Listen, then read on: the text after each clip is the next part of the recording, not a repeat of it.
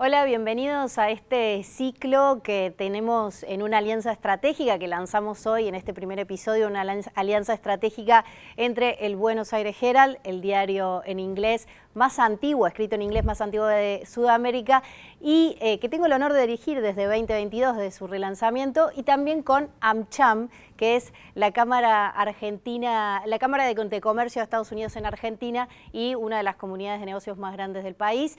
Muchas gracias por estar del otro lado. La idea de este ciclo de conversaciones que vamos a arrancar aquí tiene 3 episodios y vamos a poner el foco en la competitividad de la Argentina y el desarrollo. ¿Qué hace falta para aumentar la competitividad de nuestro país?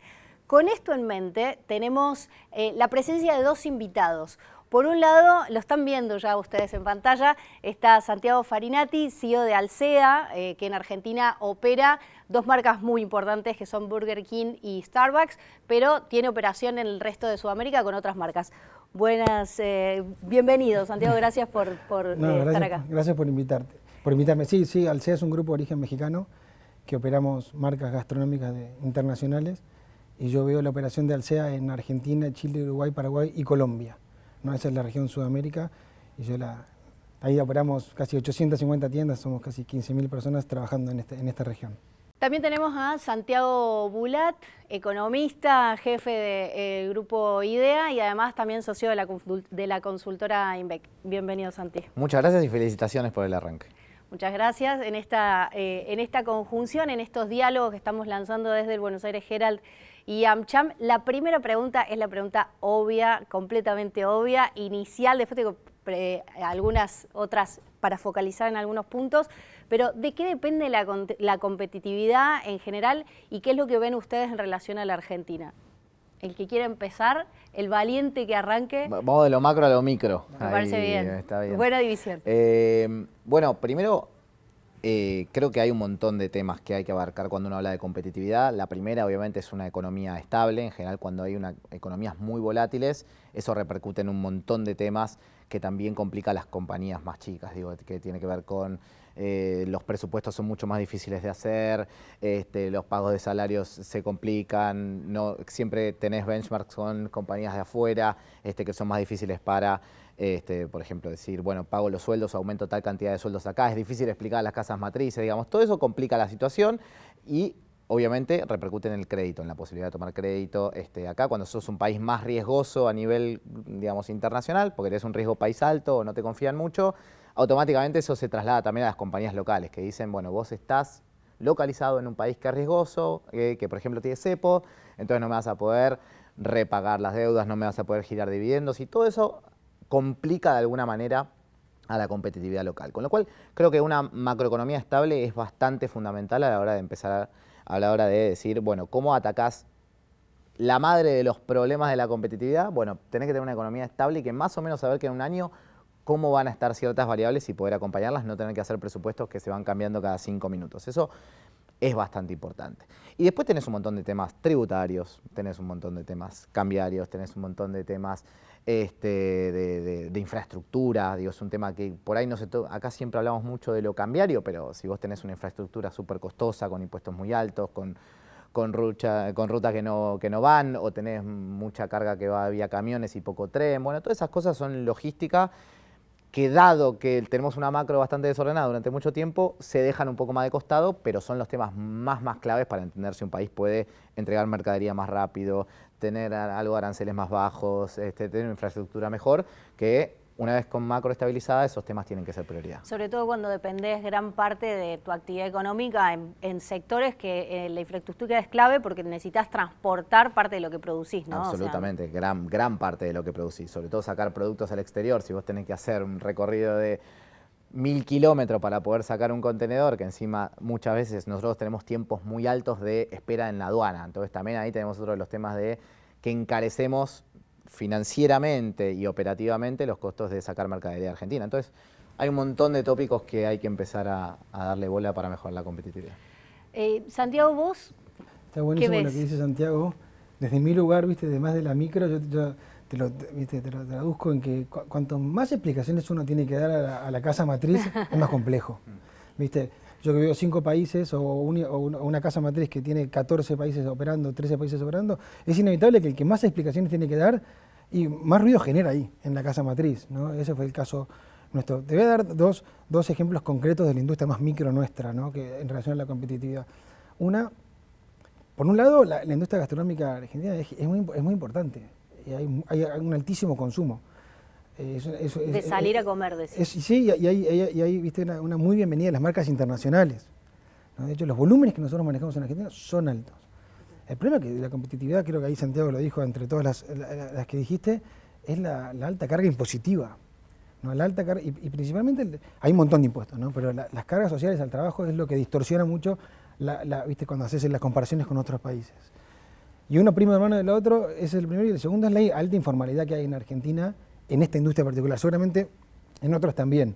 Yo lo que te puedo dar fe es la industria nuestra, la altísima informalidad que genera un empleo no tan bueno, después con un montón de complicaciones que tratas, pero esas dos cosas son las que hoy hacen que la competitividad del sector gastronómico formal que operamos en la formalidad cruja, ¿no? Claro, y ahí lo que pensaba es, ¿cómo le explicás a tus casas matrices? Yo me imagino, me pongo en el lugar tuyo diciendo, tenemos tres dígitos de inflación, ¿no? El año pasado, por ejemplo. El año pasado no, el anterior, 2023. ¿Cómo explicás ese tipo de cosas? ¿Cómo se enfrentan ese tipo de que la gestión cotidiana es compleja, pero además también en la relación? Sí, yo creo que nos juega a favor que no es nuevo eso. Esto no es nuevo, claro, y viene de muchos años también. Entonces, ya como las casas matrices también ya están un poco acostumbradas al caso argentino. Pero la mejor forma de convencer a un inversor de Argentina es traerlo, que venga, ¿no? Porque si vos lees los diarios a veces, o los medios de comunicación y la información, por ahí, viste, alguien que está afuera, por ahí se construye una imagen. Cuando vos traes a un inversor acá y lo llevas a avenidas comerciales y lo llevas a centros comerciales y ven el volumen de consumidores que hay y los restaurantes con mucha gente y los fast food con mucha gente, es la mejor forma de que el inversor vea que hay un potencial de negocio. Después cuando ve los estados de resultados, ¿viste? Se enamoran un poco menos, ¿no? Claro, como que ahí dicen, me gusta, pero déjame seguir viendo. Exacto, sí. Hiciste recién referencia, Santi, a la cuestión cambiaria. ¿Qué es lo que determina o por qué siempre estamos hablando de la cuestión cambiaria como una de los elementos de la competitividad? Parece que devaluás y ganás competitividad y no es nada que ver una cosa con la otra, ¿no? Sí, a ver, por ahí es la salida más rápida, fácil, ¿no? Tener claro, un tipo de cambio algo más alto. Yo creo que Argentina tiene que trabajar por ahí mucho más en la otra parte, en la no estrictamente cambiaria. Aunque también, acá hay un tema que no me quiero meter mucho, porque no estamos hablando de eso estrictamente, pero si vos me decís si el gobierno tiene que devaluar o no devaluar, y si ese es el debate que hay, es porque vamos a seguir teniendo cepo mucho tiempo más y va a haber una autoridad que es la que define si se devalúa o no se devalúa. Cosa que en mercados más abiertos o cuando vemos otras economías, hay un tipo de cambio que se va definiendo en base a los flujos comerciales, financieros y demás. Si entran más flujos comerciales se va a apreciar, si se van más vamos a devaluar. Entonces, bajo la pregunta de si devaluamos o no devaluamos, bueno, hay que ver qué pasa con el esquema cambiario. Pero en este sentido, me parece sí que Argentina, y ahí Santiago lo decía también con lo tributario en particular, tiene que hacer mucho más el trabajo pendiente que le queda, si se quiere, de la parte más tributaria y demás para bajar costos, digamos. Uno dice, bueno, no sé, vamos a ponerle un ejemplo fácil, pero la leche sale 1.000 pesos, vamos a poner, y el tipo de cambio es 1.000. Bueno, yo tengo una opción, o subo el tipo de cambio, entonces alguien de afuera viene con $1 y compra 2 leches ahora porque el tipo de cambio se va a 2.000, o podemos hacer que esa persona compre 2 leches haciendo que la leche baje a 500. ¿Y cómo hacemos que la leche baje a 500 en vez de subir el dólar? Bueno, y ahí entra todo lo que veníamos conversando antes. Entonces, lo cambiario es lo que finalmente te termina ajustando para un lado o para el otro cuando no logras hacer reformas más profundas, me parece, y ahí entran temas de competencia también con empresas de afuera, que vengan a operar acá o no, porque también entra todo el tema de los márgenes. Ahí tenés un submundo muy, muy grande de cuando vos agarras un P&L y ves qué gana y qué pierde esta empresa, bueno, ahí entran millones de puntos que hay que ir a revisar y que entra todo lo anterior que veíamos, ¿no? Ahí pienso, ¿cuál es la relación con el empleo y la productividad? Porque justo planteaba Santi algo interesante, bueno, ¿qué pasa con el tipo de cambio? ¿Qué pasa con el empleo y la productividad? ¿Cómo se puede mejorar la productividad desde el sector de los trabajadores? El sector, te hablo del sector que yo conozco bien, Sí, ¿no? Que es el sector gastronómico, emplea muchísimas personas, ¿no? Hay datos, distintos datos, pero en la formalidad hay como 25.000 comercios registrados en Argentina que emplean más de 200.000 personas. Y eso hablando de lo que está registrado, imagínate lo que no. Y también es un sector en el que la tasa de inversión empleo es muy saludable, ¿no? Se estima que cada $15.000 de inversión se genera un empleo. Entonces es un sector que puede generar empleo muy bueno y el empleo formal también es, por general nosotros empleamos, el sector emplea chicos muy jóvenes, ¿no? Que salen del colegio, nuestro grupo etario es entre 18 y 25 años, que terminan su colegio, empiezan su primer trabajo en la formalidad, muchos de ellos, el 40% hacen su carrera profesional trabajando con nosotros. Entonces te diría que es un gran motor de la economía y qué decirte si mirás para atrás a toda la cadena de valor que está atada atrás. Nosotros, en Burger King y en Starbucks, el 90% de los insumos son locales. Un poco producto de todo lo que contaba Santiago recién y tus preguntas, es que hace años nosotros desarrollamos todos proveedores locales. Claro. Todo lo que vos ves en un Starbucks, salvo el café, que no hay manera de fabricarlo en Argentina. Claro, no se produce aquí. O algún equipo productivo, todo es locales. Y empezamos con proveedores muy chiquitos, hoy son pymes muy grandes que nos abastecen. Entonces, cada local, recién hablábamos de la apertura que hicimos en Mar del Plata, que está funcionando muy bien. Un suceso, ¿no? Un suceso terrible en Mar del Plata. Bueno, ese Burger King que abrimos emplea 60 personas, nuevas, fuente de trabajo. Ese Starbucks que abrimos emplea 25 personas. ¿Entendés? Solo en esa hay 100 puestos casi de trabajo y además todo lo que hay atrás. Entonces, me parece, y con esto te cierro, hay un potencial de crecimiento gigante en Argentina. Nosotros hoy operamos 250 tiendas en Argentina. Son todas propias, porque no tenemos el modelo de franquicias. Podríamos tener el doble, sí, pero se tienen que dar las condiciones más macro y micro para que podamos generar ese crecimiento. Pedilas, es el momento de pedirlas en esta conversación, a esas condiciones. Sí, a ver, estamos en eso. Esto no es de ahora también, viene de muchos años, sería injusto decirlo, viene de muchos años y hemos estado en muchísimas instancias y mesas de diálogo y lo seguimos estando. Lo que pasa es, bueno, la macro yo no la entiendo también, como Santiago, ¿no? Yo te hablo de la micro, nosotros necesitamos bajar la carga impositiva para poder generar mejor estado de resultados, como dices, generar flujo local e invertís. Alsea, el grupo que yo represento, está acá hace 20 años. Nunca retiramos un solo dólar. Yo nunca, ahí dijiste, para mandar dividendos, nunca sacamos un dividendo de Argentina. Todas las tiendas que se ven acá son reinvención propia del negocio que se genera. Entonces imagínate el potencial que habría de poder crecer y generar empleo formal si podemos prender de vuelta la máquina para abrir tiendas. Hay un montón de lugares del interior, ciudades de 200.000 habitantes, que no estamos, ¿no? Que podríamos llegar con las marcas. ¿Y eso es una cuestión de restricciones cambiarias o de que el proceso de reinversión de ustedes hace que no giren dividendos? Todo tiene que ver con todo, ¿viste? A ver, vos podés invertir con flujo local o podés recibir dinero desde afuera. Sí. Hoy Argentina, por la historia que tenemos y todo, no es tan atractiva para mandar dinero de afuera, porque un inversor que mira el retorno sobre su inversión, hay un indicador que es el ROI, ¿no? Y cuando vos ves muchos países, hay ROIs que superan ampliamente el de Argentina. Entonces, por ejemplo, el Grupo Alsea, ¿a dónde va a direccionar inversiones? A donde tiene un retorno para los inversores. Alsea es una empresa que cotiza en la bolsa mexicana. Claro. Entonces, el otro camino es generar flujo local.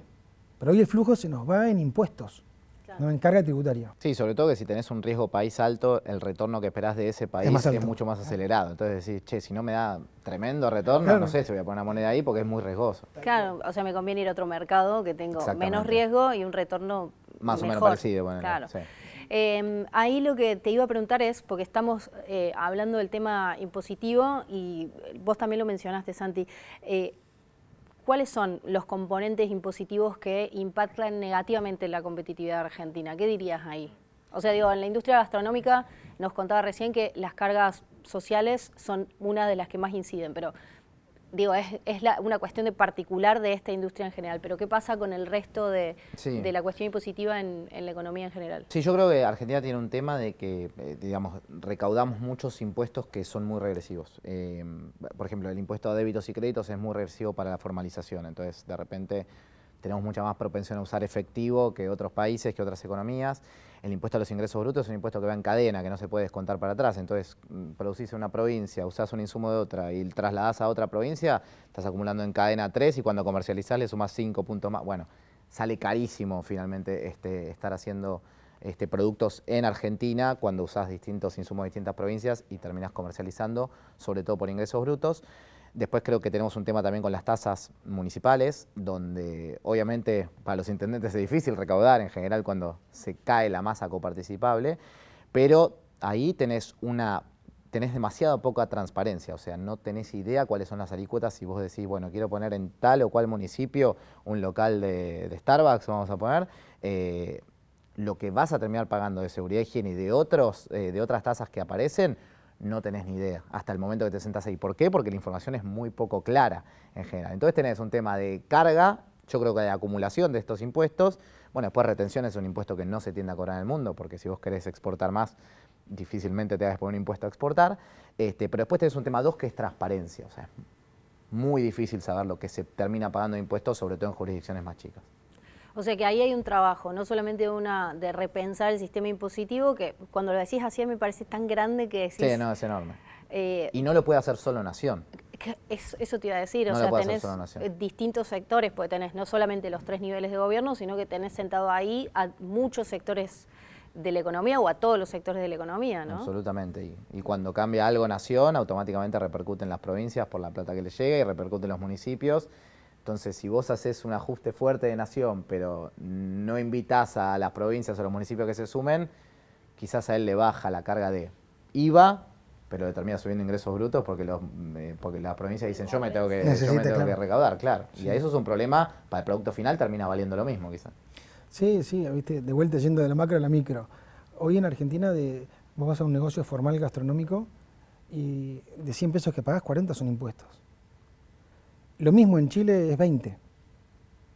Entonces hablaste de benchmark, la comparabilidad, ¿viste? Eso se traslada abajo al estado de resultados. Otro dato para que lo tengan, ¿no? Cargas sociales que insisto sobre lo mismo. Me parece que ahí está una gran solución para el sector. Las cargas sociales en el sector gastronómico formal pesan el 5% de la venta, son las cargas sociales al trabajo. 5% de la venta. En Chile o en Uruguay eso es menos del 1%. Entonces ahí hay un tema muy relevante a atender. Obviamente, yo te lo digo de la mirada micro y viendo el estado de resultados. También entiendo la problemática más amplia y la necesidad de tener una reforma más estructural, no solamente atacar este problema que nos atienda a nosotros solos. No, porque ahí hay un tema, es claro. Pensaba, ¿no? En esto de benchmark, usaron esa palabra y a mí me gusta un poco salir del pupo argentino porque siempre estamos como mirándonos demasiado. Entonces decir, bueno, ¿cuáles son algunos otros ejemplos, algunas otras referencias de países que son similares a nosotros que podríamos mirar? Bueno, vos tenés la región, tenés la mirada puesta en la región. Vos, los dos, me interesa, ¿qué es lo que ustedes ven como interesante en otras experiencias en economías similares que Argentina podría empezar a, no sé si a copiar, pero sí por lo menos adaptar a la realidad local? Es una buena pregunta. Creo que hay varias cosas. No sé, Uruguay acaba de hacer una reforma previsional, por ejemplo, que te impacta en tema jubilaciones, obviamente, y tema aportes, con lo cual ahí hay experiencias cercanas que ya empezaron a revisar, bueno, qué tenemos que hacer con los impuestos que se pagan, cómo se va a financiar la seguridad social. O sea, son temas recontra amplios que pegan a todos, pero que acaba de pasar en Uruguay hace poquito. En Brasil, por ejemplo, hace no tanto tiempo eliminaron las retenciones, que es otro de los temas quizás que más ruido hace en Argentina, en términos de negocios. Lo hicieron más de forma gradual y demás. Bueno, ahí hay experiencias para mirar. Después creo que a nivel global, si mirás un poquito más afuera, tenés experiencias, o sea, los países no crecen de la misma manera y de la misma forma aplicando las mismas recetas, eso también hay que decirlo, pero sí creo que a los países que por ahí les ha ido mejor en el último tiempo, o que han hecho reformas estructurales más grandes, se fijan mucho por ahí en las ventajas comparativas y competitivas que tienen frente al mundo y tratan de explotarlas más por ese lado, ¿no? Pero después del cómo crecer y cómo ganar competitividad tenés casos por todos lados. Está el caso de Irlanda más extremo, que se fue a bajar impuestos como loco, pero después tenés casos que siguen teniendo impuestos bastante altos y tratan de ganar competitividad por otros lados. Argentina tiene muy pocos acuerdos comerciales, entonces ahí tenés todos los temas que hay que revisar. No sé a quién hay que ir a mirar ahora directamente, pero sé que el orden del Mercosur ahora está bastante cuestionado. Y eso es una puerta que se abre para ver si Argentina tiene que seguir o no, o de qué manera tiene que seguir. Los acuerdos de libre comercio no son bajemos aranceles a todo y que entre todo y salga todo, sino que tienen muchas aristas arancelarias y pararancelarias que hay que seguir.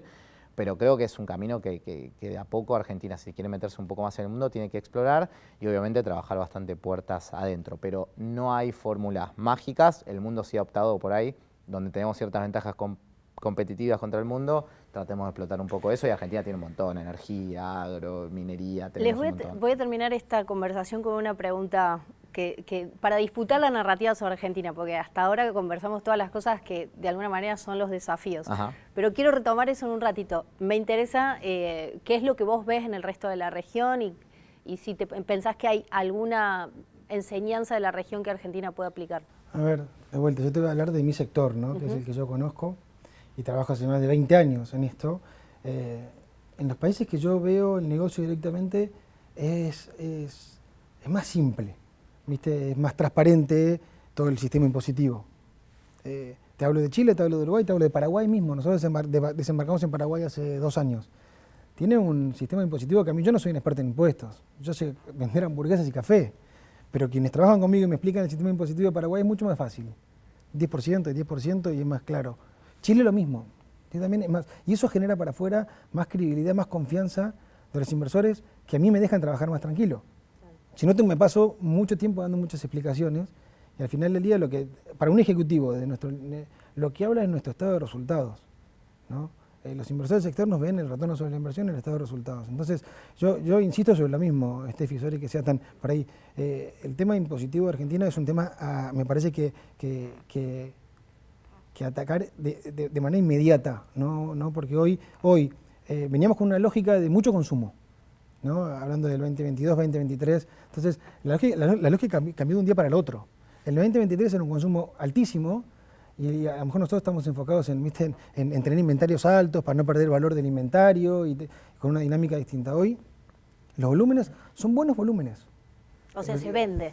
A ver, yo recién hablaba con tu equipo antes de entrar al estudio, ¿no?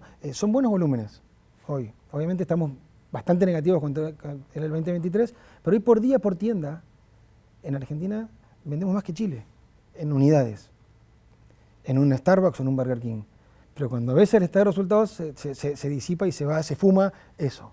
Entonces para mí no es un tema de consumo, no es un tema de volumen, es un tema de tener una estructura de negocio impositiva que con ese volumen las empresas puedan generar flujo y generar margen y lo llevan a inversiones, claro, para abrir más tiendas y generar más empleo. O sea, obviamente que me gustaría vender más y nos gustaría vender más, sí, pero para mí hoy no es el problema del volumen, está en el otro lado.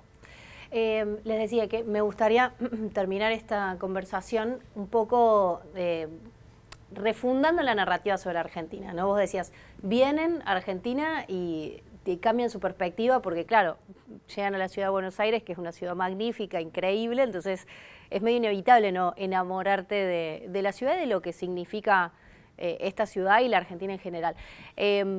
¿Qué le dirían ustedes o cuáles son los puntos que ustedes dicen Argentina en términos competitivos, en términos de productividad, es excelente en estas cuestiones? ¿Qué es lo que ustedes le comunicarían a alguien que está pensando en invertir como para vender la Argentina? Hay un montón de cosas. Primero que el país no puede ser más lindo. O sea, estoy de acuerdo. Del sur a norte no puede ser más lindo. Es una cosa impresionante y es demasiado grande además. Después diría que creo que Argentina tiene todavía un capital humano recontra importante. De hecho, bueno, me tocó viajar bastante y demás, y al lugar donde voy hay argentinos que la están descosiendo en todos lados y formados acá en Argentina. En ese sentido, a mí me daría bastante pena que esa ecuación empiece a cambiar, y lo estoy notando un poco, digamos que por estadísticas, no es que soy un experto en educación, pero sí se ven los números que cada vez les cuesta más. Esta idea de la movilidad social ascendente cada vez cuesta más, los jóvenes cada vez tienen menos incentivo a estudiar y demás, y hoy tenés un gap de cómo las empresas salen a buscar talento y no lo terminan consiguiendo, desde los estratos más bajos, porque no llegan a leer y escribir, hasta los estratos más altos, porque no consiguen ingenieros, digo, en distintos rubros, con lo cual ahí creo que hay un tema, pero en general Argentina, si yo lo comparo en términos educativos con el resto de la región, Argentina en general tiene un nivel de graduados muy alto, de educación pública muy de calidad. Esas cosas son las que hay que tener cuidado de no perderlas, pero hoy siguen siendo algo muy favorable en relación a la competitividad. Y después creo, bueno, hay ciertos sectores que medio que se cae de maduro que la van a romper por sí solos. Y de nuevo traigo la energía, traigo la minería, traigo el agro. El agro ha dado mucho, pero tiene muchísimo para dar todavía. Y dentro de eso, que en general se piensa que el agro pones 3 granos y sale una soja, hay un nivel de tecnología que está creciendo y Argentina está medio en tecnología de punta en ese sentido y tiene mucha innovación. Así que yo creo que, de verdad, si volvemos al principio de la charla, algo de macro estable y algo de crédito que pueda, que se puedan apalancar los proyectos, yo creo que Argentina tiene mucho para dar y todavía un capital humano muy importante. Sí, te voy a hablar de lo mismo, del capital humano, ¿no? Yo tuve la suerte de vivir afuera, ¿no? Y mis hijos también. Y hoy están viviendo acá en Argentina y ninguno se quiere ir. Hay una en la universidad, están en el colegio, y si yo alguna vez tengo una idea de irme a trabajar afuera de vuelta por algún tema de la compañía, nosotros nos quedamos acá, ¿eh? Están enamorados de Argentina, de sus amigos, de la ciudad, de todo. Yo ahí voy en contra un poco de la tendencia de los ejecutivos. Yo me quiero quedar acá y quiero ser exitoso en mi país y que mis hijos estén acá. La productividad de la mano de obra nuestra, de nuestro equipo de trabajo en Starbucks y Burger King, está en el tope de los rankings del mundo. Y nosotros medimos la productividad en términos de tiempo de servicio, cuánto tiempo pasa el auto por el Auto King, en cuánto tiempo tenés tu bebida, cuánto fila tenés que hacer para llegar a hacer tu pedido, un montón de cosas, ¿no? Estamos en el top, ¿viste? Tenemos una rotación baja, que eso también es otro indicador muy bueno de la calidad del empleo y aparte hacia la productividad también. Cuando vos tenés equipos que están entrenados y pasan mucho tiempo trabajando en una misma tienda, son más productivos, ¿no? Porque no tienen que estar aprendiendo de vuelta y todo. Entonces, te diría que el talento que hay en Argentina, de hecho, muchos países nos mandan a entrenarse sus equipos, cuando están por abrir un mercado, vienen a entrenarse acá. ¿Viste? De Starbucks Brasil hace poco estuvo en Argentina, de Perú vienen a entrenarse a Argentina y de otros países también. Así que somos una especie de escuelita. Yo diría que el recurso humano acá y el talento de los equipos que tenemos es de otro calibre.